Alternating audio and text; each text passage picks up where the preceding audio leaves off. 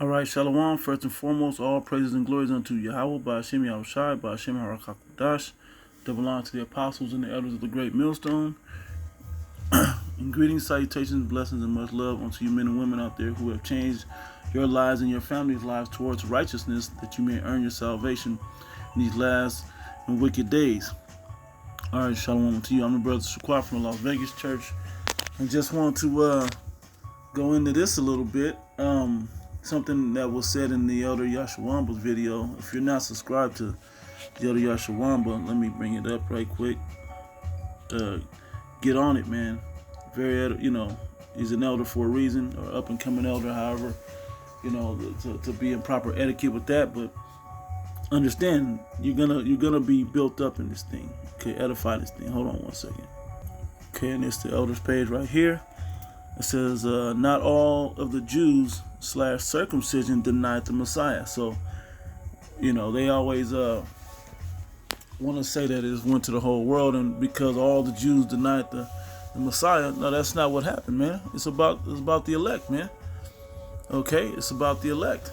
And even these and he made a very good point in this, where he said, first the Jews, then the Greeks. So only the Greeks get saved. What about the rest of the world? What about the Moabites, the Elamites, Ishmaelites? What all of them? Okay, because you don't understand the context of the scriptures. Now let me go back.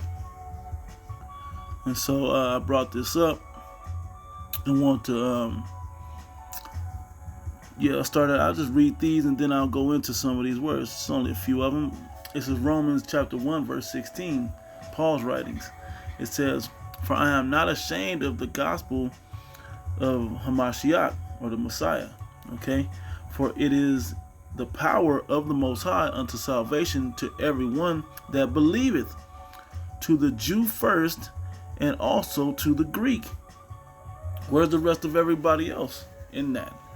Okay, Romans 10 and 12, "For there is no difference between the Jew and the Greek.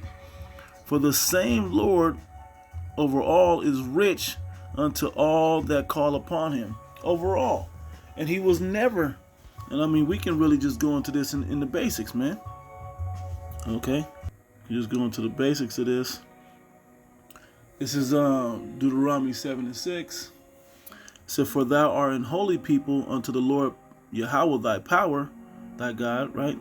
"The Lord Yahweh thy God has chosen thee to be a special people unto himself above all people that are upon the face of the earth." Hit these quick, man. This is really straightforward and easy once you understand. But it's not a message that you can profit with, because you've now singled out a certain group and excluded everybody else. Okay, and then it dwindled down even more, but the Most High was into that. So let's keep going.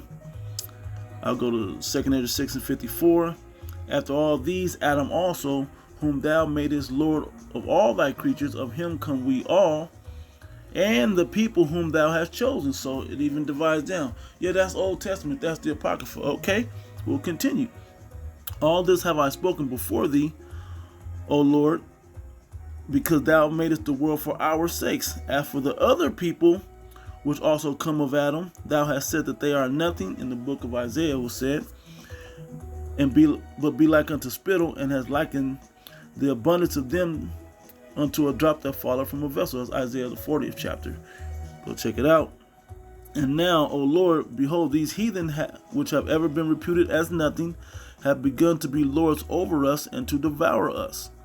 But we thy people, whom thou hast called thy firstborn, thy only begotten, and thy fervent lover, are given into their hands.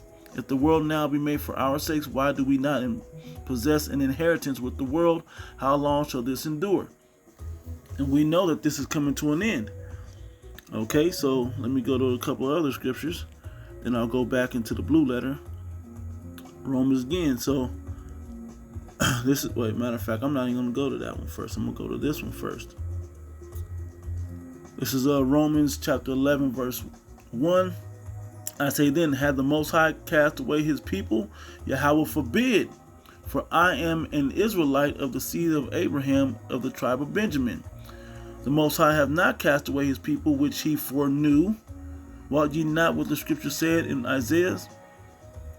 Of Elijah, that how he make intercession to the Most High against Israel, saying, okay, and it goes into how they killed the prophet, so he was pissed at us, man. Okay, then you want to go down into verse 11. I say, then have they stumbled that they should fall? Yahweh forbid, but rather through their fall salvation is come unto the Gentiles, for to provoke them to jealousy. Okay, and when you understand how this really went down, it wasn't come unto the Gentiles, but unto the Israelite foreigners. I'll get that in the blue letter. Okay, Romans 11:11. Just read that. Unto the Gentile, ethnos. Okay, you see it?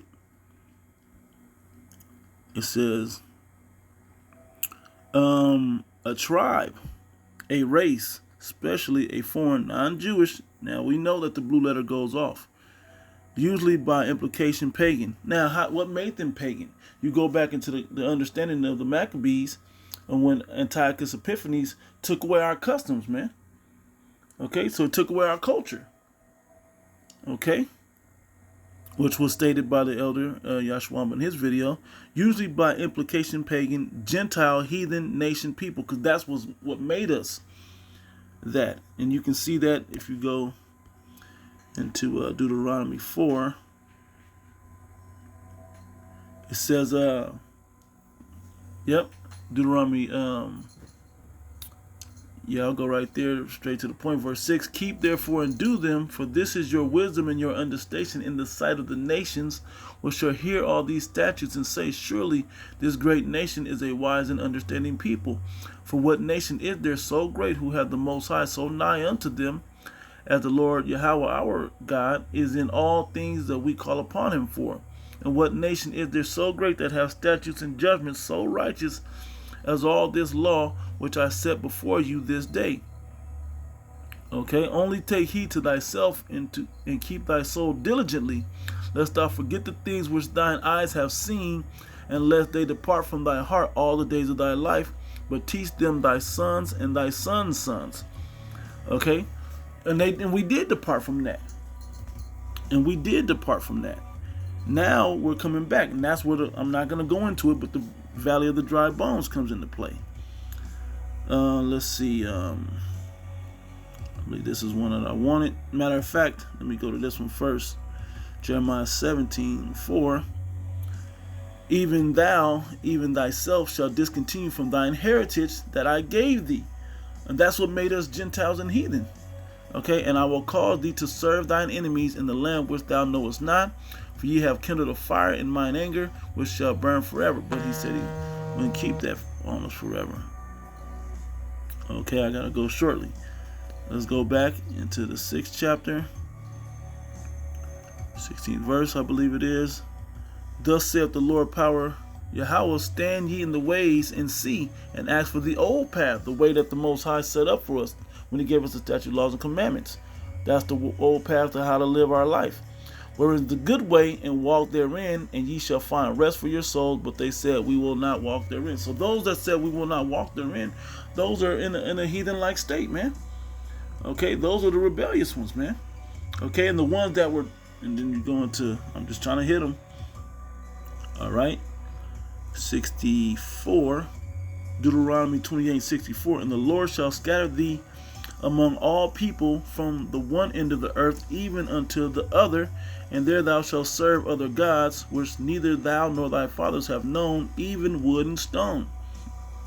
Okay, so now we're worshiping other gods like the heathen do. All right, go over a couple chapters. Let's see. I'll read at the top. And this is Deuteronomy 30. It said, and it shall come to pass, when all these things are come upon thee, the blessing and the curse, both of them, which I have set before thee, and we're still under the curse now, and thou shalt call them to mind among all the heathens. Even though we're scattered among the heathens, it's going to come to mind that we should be following back in the old path of our statutes, laws, and commandments as the children of Israel. Whether the Lord Yahweh thy power have driven thee, according to the curse, and shall return unto the Lord Yahweh thy power, and shall obey his voice according to all that I commanded thee this day, thou and thy children, with all thine heart and with all thy soul. Then will the Lord Yahweh thy power, thy God, will turn thy captivity and have compassion upon thee, and will return and gather thee from all nations, whither the Lord Yahweh thy power hath scattered thee. Okay, so this is what we're talking about. Now let me go to this one in Malachi. Malachi chapter 3, 6, I believe it was. Malachi 3 verse 6, for I am the Lord Yahweh, I change not, therefore ye sons of Jacob are not consumed. Okay, so the sons of Jacob are the Israelites, okay, once we got the blessing. We're not being consumed because he didn't change his love toward the other world against us. Okay, he's bringing us back, but there's 2/3 still got to catch it, man. Then they'll come back into the fold. The elder also went into Amos, the 9th chapter, which was so beautiful. It says, for lo, I will command and will sift the house of Israel among all nations. Well, sifting out the elect of all the nations, sifting out all the Israelites of the other nations, man. Because we've been driven and now we look like them. We've been taking on their customs like a heathen. Like as corn is sifted in the sieve, yet shall not the least grain fall upon the earth. So if you were a dark-skinned man and you had a son with a heathen woman and your complexion changed, and then you had his son had, he had a son, and now you're in that other land scattered somewhere among the heathen, and you keep having children, sons particularly with that nation. Okay, what continues to happen? You begin to look like that other nation. Okay, I hate to say it this way, but for lack of a better term, your DNA is changed. Okay, to where you look like that other heathen nation, but then you're also following the customs of that other heathen nation, so you become like the heathen. Okay, but you're still in your spirit, you're still an Israelite. All right, and let me go back into the book of Romans 11. Let me go back to Romans 9 now.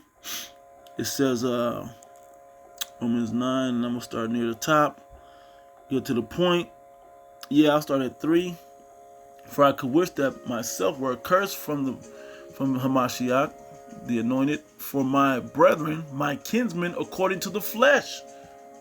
Okay? It's according to the flesh, man. Who are Israelites. Okay, so this is Paul writing this. Okay, so he's talking about his kinsmen according to the flesh. So those Gentiles, he became the apostle of the Gentiles. They were according to the flesh. For I could wish I were accursed myself from Yahushai, from my brethren, my kinsmen, according to the flesh, who are Israelites. Telling that those Gentiles, those heathen, those Greeks were Israelites. To whom pertained the adoption and the glory and the covenants, both the old and the new, because they were Israelites under Mount Sinai. Then they were scattered, and they took on the customs and the look of the heathen that they were scattered amongst. Okay, so that's the old one, and they pertain to the new covenant. Okay, that the laws will be written in our inward parts, and the giving of the law and the service of the Most High and the promises, whose are the fathers, and of whom, as concerning the flesh, Yahushua came, who is over all, God bless forever. Amen. Okay. Verse 6, here was the one I was thinking. Not as though the word of the Most High had taken none effect, for they are not all Israel which are of Israel. Because there's an Israel of the Most High, which are the elect, and there's an Israel of the flesh, man. Okay, the Israel of the Most High are still Israelites of the flesh, but they're the elect. They were chosen, and they're going to turn to him in spirit. That's the 144,000 and the 1/3, as you read about in or the mixed multitude that you read about in Revelation the 7th chapter. Okay, so let's go back to the blue letter now. Okay, so we were in a Gentile heathen type state. Okay, it says number 2, it says a multitude of individuals of the same nature or genus. The human family, a tribe, nation, people group. Okay? The Old Testament, foreign nations not worshiping the true power of Yahweh, pagans, Gentiles, and we became in that state. Okay? So you got to see it. You got to see it. So let's see. Let's go back. Got a couple of these. Bear with me one sec. Okay, so we're back now. And I'll start with Romans 10 and 12. For there is no difference between the Jew or Greek, because there was circumcision and uncircumcision. Though the circumcision, those that knew they were Israelites, that kept the customs of the Israelites. Okay, and then there were those that did not. It says, but we're still Israelites. It says, for the same Lord over all is rich unto all that call upon him. Neither is there Jew nor, this is Galatians 3 and 28. There is neither Jew nor Greek. There is neither bond nor free. There is neither male nor female, for all are one in Yahweh Shai Mashiach. See how it keeps coming up? See how it keeps coming up?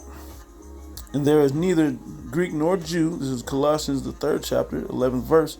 Where there is neither Greek nor Jew, circumcision nor uncircumcision, barbarian, Scythian, bond nor free, but Yahweh Shai is all and in all.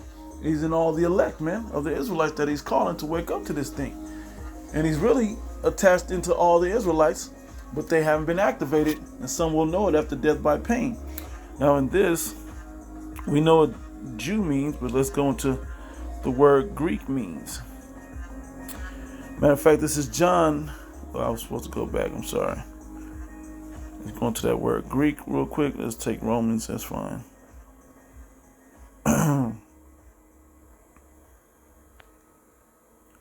Greek, Helen. Okay.